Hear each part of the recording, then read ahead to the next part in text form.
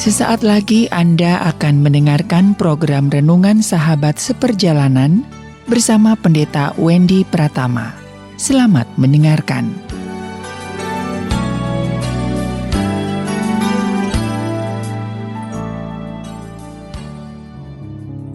Selamat berjumpa kembali dalam layanan audio Sahabat Seperjalanan. Hari ini adalah hari Sabtu, 7 Agustus 2021. Tema renungan dan saat teduh kita dengan judul Disikut Tetap Kuat, Disikut Tetap Kuat.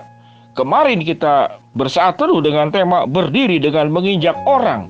Kita sekarang akan membahas tentang begitu banyak ketidakadilan dalam hidup yang terjadi, yang dilakukan orang lain. Firman Tuhan terambil dalam Roma 12 ayat yang ke-19. Demikian bunyi firman Tuhan. Saudara-saudaraku yang kekasih, janganlah kamu sendiri menuntut pembalasan, tetapi berilah tempat kepada murka Allah. Sebab ada tertulis, pembalasan itu adalah hakku, akulah yang akan menuntut pembalasan. Demikianlah firman Tuhan. Mari kita berdoa. Bapa yang di dalam surga, kami serahkan ke dalam tangan Tuhan, agar kehidupan kami sungguh-sungguh punya sebuah pemahaman bahwa Allah lah yang membela kami, bahwa Allah tidak membiarkan kami berjalan sendiri, dan Allah tidak memiliki sebuah keinginan untuk membiarkan kami bertarung sendiri menghadapi berbagai macam kesulitan dalam hidup ini. Dalam nama Tuhan Yesus kami berdoa. Amin. Shalom sahabat seperjalanan yang dikasihi Tuhan. Disikut tetap kuat. Ada yang bertanya para sahabat seperjalanan, saya sudah hidup benar, saya sudah hidup baik, saya jujur, saya tidak pernah melukai orang lain, saya tidak pernah merugikan orang lain.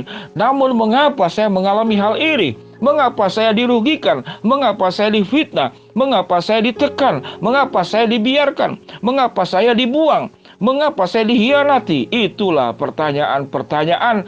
Aku sudah hidup benar, namun justru orang lainnya mengalami hidup tenar. Kita hidup benar, orang yang berbuat salah hidupnya tenar.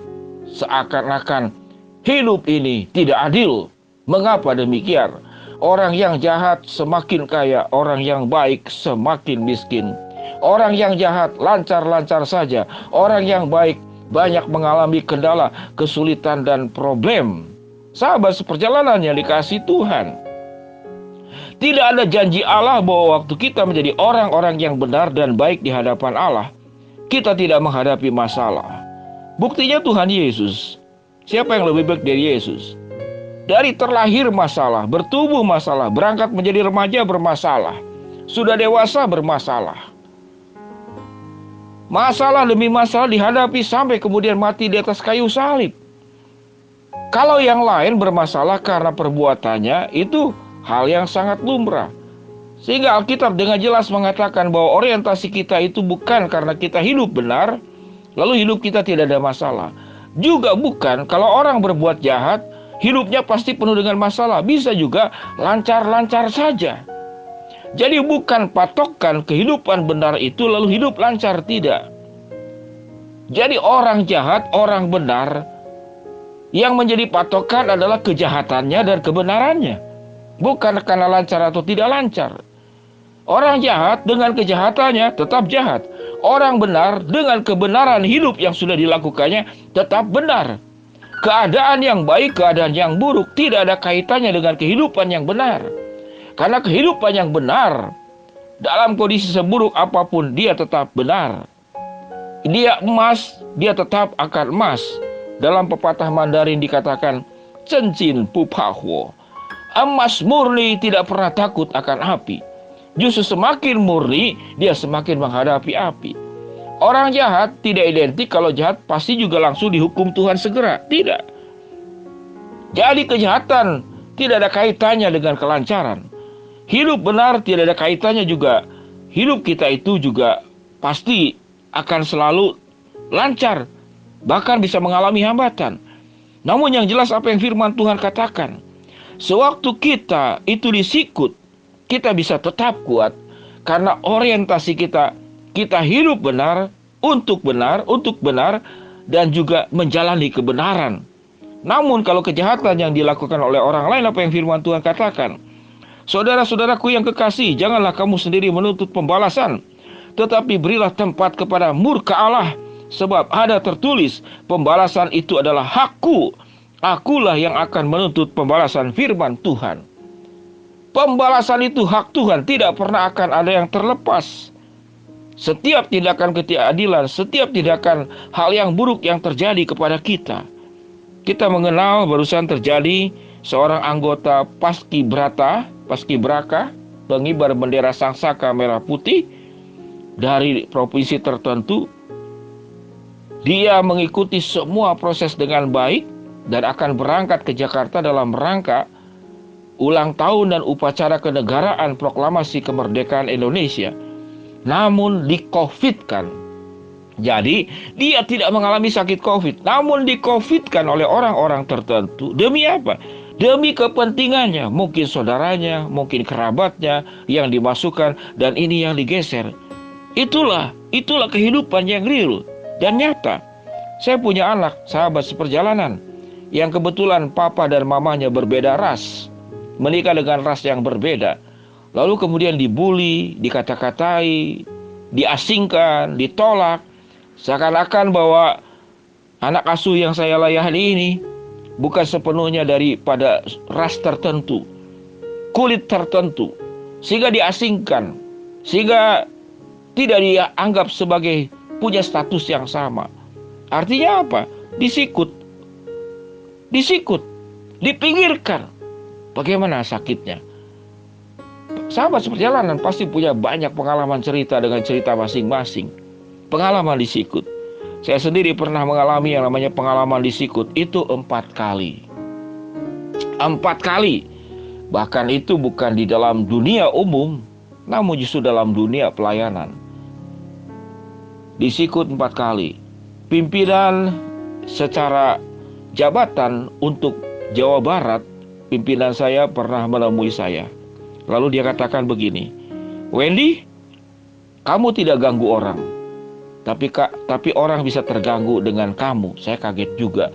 Mengapa kalimat itu diucapkan? Dia katakan, "Kamu tidak mengganggu orang, tetapi orang bisa terganggu dengan kamu." Saya bertanya, kenapa? Apa yang menyebabkan orang terganggu? Karena Tuhan titipkan kepada kamu banyak karunia, dan orang-orang bisa terganggu dengan kelebihan dan karunia yang kamu miliki. Awalnya saya tidak percaya, namun dalam proses waktu dan perjalanan benar-benar saya mengalami. Saya mengalami apa artinya itu disikut dengan cara-caranya sendiri. Itu 4 kali. Namun tetap kuat karena mengapa? Karena kita tahu kalau kita sudah melakukan semuanya, itu di dalam kebenaran, Tuhan akan membela kita. Tapi kalau itu kita melakukan di dalam kejahatan, Tuhan pun akan, dikatakan firman Tuhan, akan membalas kita dengan murkanya.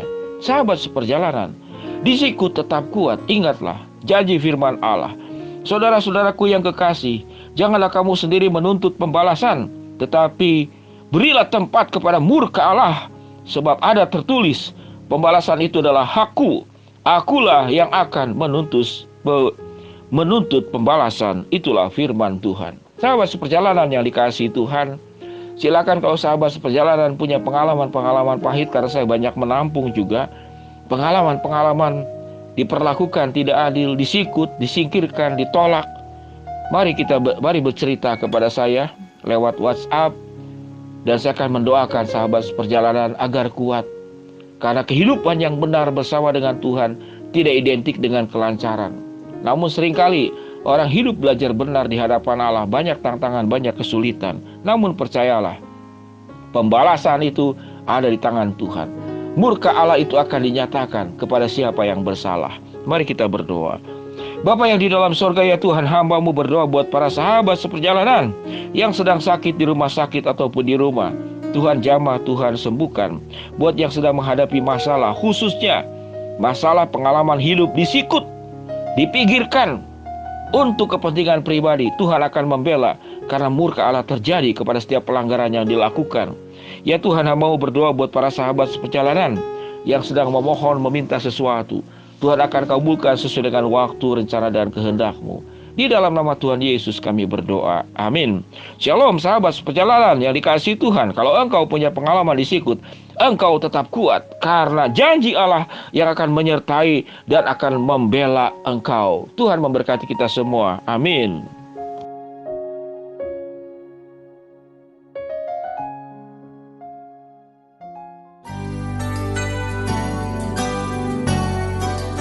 Anda baru saja mendengarkan program Renungan Sahabat Seperjalanan bersama Pendeta Wendy Pratama. Terima kasih atas perhatian Anda. Tuhan Yesus memberkati.